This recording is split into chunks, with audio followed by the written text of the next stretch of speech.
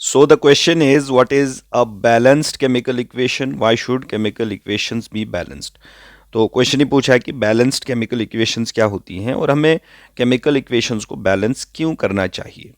So we no कि जो एक केमिकल इक्वेशन होती है, केमिकल इक्वेशन एक केमिकल रिएक्शन को रिप्रेजेंट करती है. एक केमिकल रिएक्शन को पेपर पे रिप्रेजेंट करने के लिए हम उसे in the form of the equation लिखते हैं, जिसमें हम प्रोडक्ट्स लेते हैं, उनके सिंबल्स लेते हैं, रिएक्टेंट्स लेते हैं, उनके सिंबल्स लेते हैं, फिर एरो से उनको हम सेपरेट आउट करते हैं, जो कि हमने सारी डिटेल्स ऑलरेडी कवर की हुई है.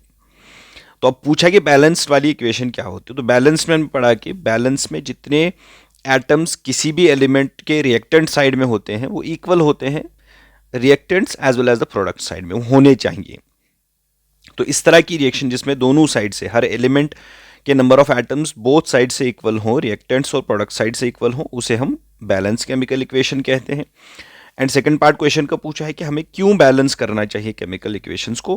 क्योंकि हमने पढ़ा है कि जब रिएक्टेंट्स कन्वर्ट होते हैं इनटू प्रोडक्ट्स, मींस जब एक केमिकल रिएक्शन होती है तो ये इसमें इसका मास कंजर्व रहता है, मास चेंज नहीं होता. टोटल मास, तो जितना टोटल मास रिएक्टेंट्स का होता है वो कंजर्व होके मींस कन्वर्ट होता है into the products, means products and reactants का मास सेम होता है. उसको हम लॉ ऑफ कंजर्वेशन ऑफ मास कहते हैं. तो केमिकल रिएक्शंस भी इस लॉ को मानते हैं, they follow this law. So that is why कि हमें केमिकल इक्वेशंस को बैलेंस करना पड़ता है, so that they satisfy this law, particular law. ठीक है. So let's see how we can write the answer of this question.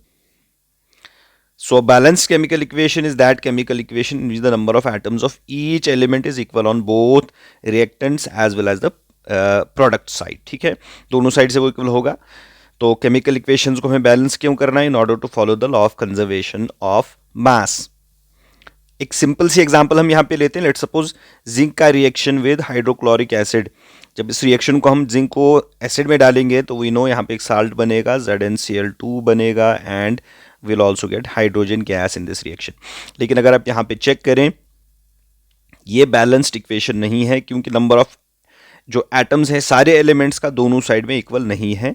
अगर आप क्लोजली देखें, क्लोरीन यहाँ पे एक एटम है, यहाँ पे दो एटम्स क्लोरीन के हैं, यहाँ पे एक एटम हाइड्रोजन का है, यहाँ पे दो हाइड्रोजन के एटम्स हमें मिलते हैं. तो दैट मीन्स दोनों साइड से नंबर ऑफ एटम्स इक्वल नहीं है, तो ऑब्वियसली मास भी इक्वल नहीं होगा. ये law of conservation of mass follow नहीं करता है. सो इस रिएक्शन को बैलेंस करने के लिए हम क्या करेंगे? So we know there are certain steps to follow. तो अगर मैं सिंपली यहाँ पे लिखूं कि इसका इक्वेशन, जो बैलेंस इक्वेशन क्या होगा, तो that will be simply I will put 2 here. यहाँ पे 2 हम लगाएंगे तो यू विल सी कि दोनों साइड में अब नंबर ऑफ एटम्स सारे एलिमेंट्स के बराबर हो जाएंगे. तो ऑब्वियसली ये लॉ ऑफ कंजर्वेशन ऑफ मास को भी फॉलो करेगा.